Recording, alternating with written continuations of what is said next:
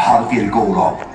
বাংলার বুক থেকে উচ্চারিত হয়েছিল সেই মহামন্ত্র, যার ধ্বনিতে জেগে উঠেছিল সমগ্র ভারতবর্ষ। নেতা, সমাজ সংস্কারক, বিপ্লবী প্রত্যেকে লিখেছিলেন সংগ্রাম ও আত্মত্যাগের অমর কাব্য। এই হলো সে কাহিনী বাংলার মহামানবদের, যাদের হাত ধরে গড়ে উঠেছিল আমাদের জাতির গৌরব। ঈশ্বরচন্দ্র বিদ্যাসাগর স্বাধীনতার বহু পূর্বে বাংলার মাটিতে জ্বলে উঠেছিল এক দীপশিখা। শিক্ষা আর মানবতার প্রদীপ হাত ধরে নিয়েছিলেন ঈশ্বরচন্দ্র বিদ্যাসাগর। নারীর অধিকার প্রতিষ্ঠায় তিনি ছিলেন অদম্য, নির্ভীক।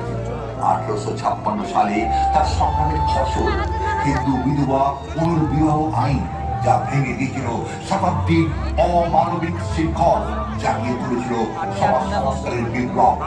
তিনি বাংলাকে দিয়েছিলেন নিজস্ব পরিচয়, বর্ণ পরিচয়, যার অক্ষরে অক্ষরে রচিত হলো প্রজন্মের শিক্ষা ও জ্ঞানের পথ চলা।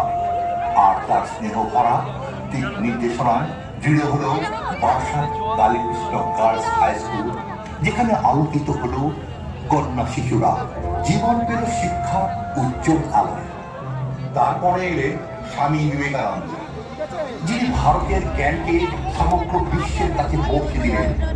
1893 সালে শিকাগো ধর্মীয় সংসদে তার বিখ্যাত উক্তি, আমেরিকার বোন ও ভাই বৃন্দ, সমগ্র পৃথিবীতে প্রতিধ্বনিত হয়। তিনি স্মরণ করালেন ভারতের প্রাচীন বার্তা, একতা, সহিষ্ণুতা এবং আধ্যাত্মিক শক্তি। বঙ্কিমচন্দ্র চট্টোপাধ্যায়, বারাসতের ম্যাজিস্ট্রেট বঙ্কিমচন্দ্র চট্টোপাধ্যায় আমাদের উপহার দিলেন জাতীয় গান বন্দে মাতারাম, একটি গান যা হয়ে উঠল স্বাধীনতা সংগ্রামের স্পন্দন। অনেক বিপ্লবীকে অনুপ্রাণিত করে মাতৃভূমির জন্য লড়াই করতে। অনুপ্রাণিতদের মধ্যে ছিলেন ক্ষুদিরাম বসু, ভারতের অতি কনিষ্ঠ শহীদদের একজন। মাত্র 18 বছর বয়সে স্বাধীন ভারতের স্বপ্নকে বুকে নিয়ে হাসি মুখে তিনি এগিয়ে গিয়েছিলেন ফাঁসির মঞ্চে। তার আত্মত্যাগ আজও দীপ্ত হয়ে আছে প্রত্যেক ভারতীয়। বিশ্বকবি রবীন্দ্রনাথ ঠাকুর তার শব্দের মাধ্যমে ফুটিয়ে তুলেছেন আমাদের ভারতের গৌরব। 1913 সালে তিনি হয়ে উঠলেন প্রথম এশিয়ান যিনি গীতাঞ্জলির জন্য সাহিত্যে নোবেল পুরস্কার জিতলেন। তার গান ও গল্প আজও স্মরণ করায় আমাদেরকে, যেখানে মন নির্ভয়ে ভরা, মাথা উঁচু করে থাকা যায়।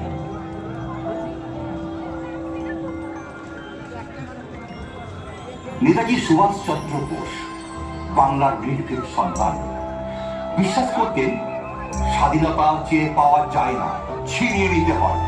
অদম্য সাহসের সঙ্গে তিনি গড়ে তুললেন ইন্ডিয়ান ন্যাশনাল আর্মি, INA।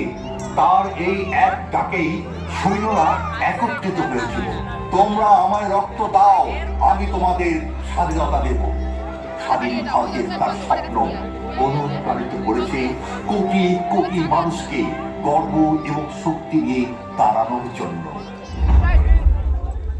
বিদ্যাসাগরের বই থেকে নেতাজির সেনা, রবীন্দ্রনাথের কলম থেকে ক্ষুদিরামের সাহস, বাংলা ভারতকে তার বীরদের দিয়েছে। তাদের উত্তরাধিকার আজও আমাদের পথ দেখায়, চিন্তা করতে, লড়াই করতে, উদীয়মান করতে।